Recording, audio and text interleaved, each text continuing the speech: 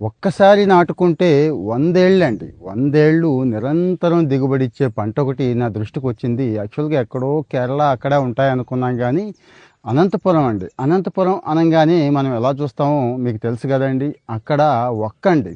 ఏది తమలపాకేసుకుంటే మరి మంచిగా పండాలంటే వక్కే గదా!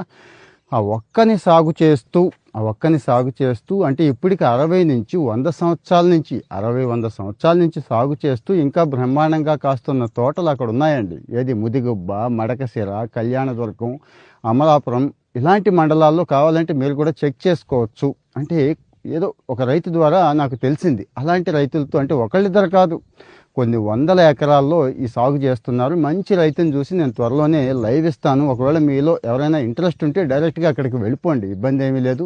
కాంటాక్ట్స్ కావాలంటే నేను ఏర్పాటు చేస్తాను. సరే, విషయానికి వచ్చేద్దామండి. వీళ్ళు 2 సంవత్సరాల వయసున్న మొక్కలను కూడా తెచ్చేసుకొని 4 సంవత్సరాల్లో కాపు స్టార్ట్ చేసేస్తున్నారండి. ఒక్కంటే కాస్త చల్లగా ఉండాలి కదా, చల్లగా ఉండటం కోసం చుట్టూ ఇంకో రకమైన మొక్కలు వేసుకుంటున్నారండి. ఒక్కొక్కటేనా అనుకుంటే ఒక్కతో పాటు మిరియాలు, కాఫీ, తమలపాకు ఇవి కూడా అంతర పంటగా వేసుకుంటే ఇవన్నీ కూడా బాగా డబ్బొచ్చేవి కదండీ!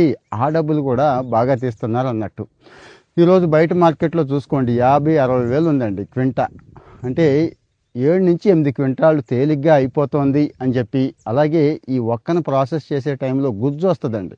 అది కూడా కిలోకి రూ. 150 చెప్పి ఇస్తున్నారని చెప్పి, అంటే ఎక్కడా కూడా వేస్టేజ్ అనేది లేదు, మంచి ఆదాయం వస్తుందని చెప్పి ఆ రైతు చెప్తే నాకు అర్థమైంది. ఆ తర్వాత అక్కడ హార్టికల్చర్ ఆఫీసర్‌తో కూడా మాట్లాడితే, "యెస్, నిజమేనండి, ఇది బావుంది ఇక్కడ" అన్నారు. అంటే కాస్త నీటి సౌకర్యం ఉన్నవి చూసుకోండి, చల్లటి ప్రాంతం అయితే చాలు అంటున్నారు. మరి అక్కడ అనంతపురంలో సెట్ అయింది. మనకి చాలా ప్రాంతాల్లో సెట్ అయ్యే అవకాశం ఉంటుంది. అలా అని పొలోమని అందరూ ఒక్క పండించేస్తారు, మీరు ఇలా చెప్తున్నారు అందరూ కూడా అంటారు. కానీ అందరూ ఏమీ పండించరండి, కొందరే పండిస్తారు. ఎందరు పండించినా పర్వాలేదు, ఇండియాలో మంచి డిమాండ్ ఉంది. ఇండియాలో ఏముంది, ప్రపంచవ్యాప్తంగా కూడా మంచి డిమాండ్ ఉంటుంది. ఇలాంటి వాటికి ఎక్స్పోర్ట్ బిజినెస్ కూడా ఉంటుంది. చైనా వాడు అలాగ ఆలోచించలేదు కదా.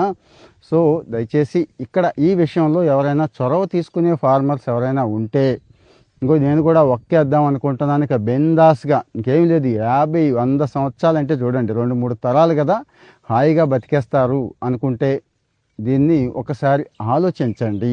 మీ సాయిల్ టెస్ట్ కూడా ఒకసారి చేయించుకోండి, ఆ తర్వాత స్టార్ట్ చేయండి. పొలమని ఎకరాలు ఎకరాలు వేసేయకుండా ముందు కొద్దిగా స్టార్ట్ చేయండి. ఆ తర్వాత మీకు అర్థమైపోతుంది ఇంకా దీన్ని కంటిన్యూ చేయాలా అనేది. అంటే ఈ మధ్య వాణిజ్య పంటల్లో అంతర్ పంటలు, సుగంధ ద్రవ్యాలకి బాగా డిమాండ్ ఉంది కదండి, మిరియాలు, కాఫీ ఇలాంటి వాటికి. సో అదే ఒక్కే అన్నట్టు.